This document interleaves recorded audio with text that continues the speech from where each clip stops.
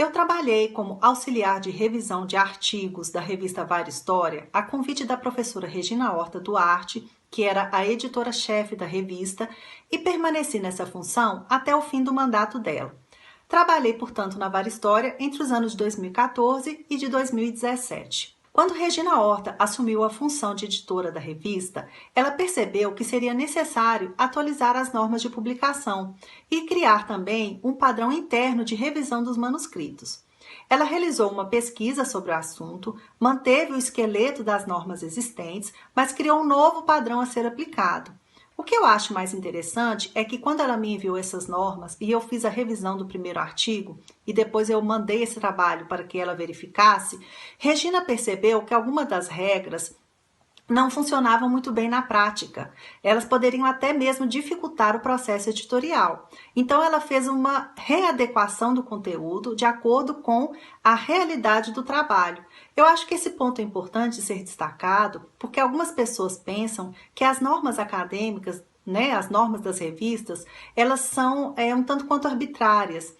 Mas isso não é verdade, principalmente no caso da Vária História, onde eu tive a oportunidade de testemunhar o trabalho que a Regina fez em estudar as normas e experimentá-las antes de chegar a um resultado final. Então, depois que o artigo passa pelos avaliadores, pelo conselho editorial e pela editora-chefe da Vária, ele chega para a equipe de revisão e padronização, que atualmente é composta por mim, Lívia, e pela Kelly.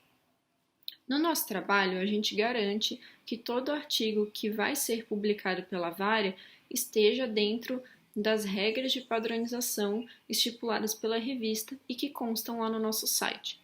Por exemplo, garantir que espaçamento, tipografia, uso de itálico, forma de citar bibliografia, forma de citar fontes primárias, que tudo isso siga um padrão pré-estabelecido pela revista. Por que isso é importante? Primeiro, isso ajuda a facilitar a apreensão do texto pelo leitor, porque torna mais fácil ele consultar as referências e identificar o que é uma fonte arquivística, onde está essa fonte arquivística, em qual arquivo, em qual cidade isso está, onde está essa documentação, né? Conferir referências bibliográficas inseridas pelo autor ou pela autora. Então, estando dentro de um determinado padrão, a própria apreensão do artigo fica mais fácil para o leitor ou para a leitora. A editora-chefe, a Silvia, ela envia os artigos que precisam ser padronizados para a gente. E aí, eu e a Lívia, a gente decide quem vai ficar responsável por cada um dos artigos. Às vezes são mais de um artigo, né? São às vezes 4, 5 artigos, ou às vezes são menos artigos.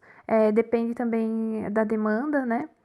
E nesse meio, a Silvia também ela já deixa avisado se algum desses artigos precisam ser padronizados com mais rapidez do que outros, né? Isso também depende e varia. Mas normalmente a gente tem uma semana para fazer a padronização desse artigo, né? E aí, após a decisão de quem vai ficar com qual artigo, aí começa essa primeira leitura, né, do artigo, que é um trabalho muito minucioso, porque a gente precisa estar atenta às normas da revista, da revista Vária, né, e ver se o artigo, né, e corrigir o que não está de acordo com essa norma e com esse padrão. Após essa minha primeira leitura, aí e essa minha primeira padronização, eu depois envio o artigo para a Lívia, para ter esse segundo olhar e essa segunda padronização, né? Ou às vezes alguma dúvida que eu tenho e que ela também ali já vai conseguir me ajudar, e também ocorre o oposto, né? Ela faz essa primeira padronização e depois eu faço essa segunda padronização, faço esse segundo olhar, né, no artigo, e funciona mais ou menos assim. Então, é um trabalho bastante minucioso, né? É um trabalho que pode ser um pouco demorado, porque em alguns momentos, em algumas situações, é necessário que a gente entre em contato com as autoras e com os autores para requisitar algumas informações faltantes do texto, ou o esclarecimento de alguma informação constante no texto, né? Então a gente faz esse contato, né? E como acontece esse contato? A gente redige uma carta para o autor ou para a autora, essa carta é encaminhada à editora-chefe, ela faz essa ponte com os autores e nos retorna essas informações providenciadas por eles. Por isso que o processo de padronização acaba variando, podendo variar bastante de um artigo para o outro. Eu acredito que o processo de revisão dos originais é um trabalho importante de apoio editorial, porque cria uma identidade visual e formal para a revista, facilita enormemente a leitura dos textos e demonstra que, mesmo com a mudança das equipes, o periódico mantém um padrão de excelência que é institucional.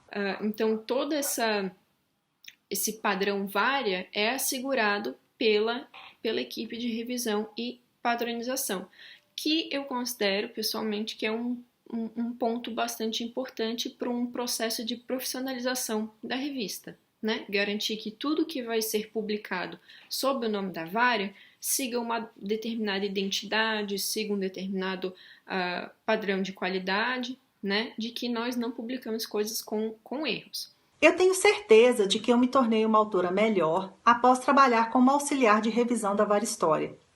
Eu aprendi muito com a Regina Horta como que é o processo de edição de uma revista acadêmica. Eu acredito que eu consigo contribuir, né, com esse processo de construção do artigo, né, fazendo essa padronização, fazendo esse processo também de lapidação do artigo, e fico muito feliz de poder desempenhar essa atividade na Varia e fazer parte dessa equipe.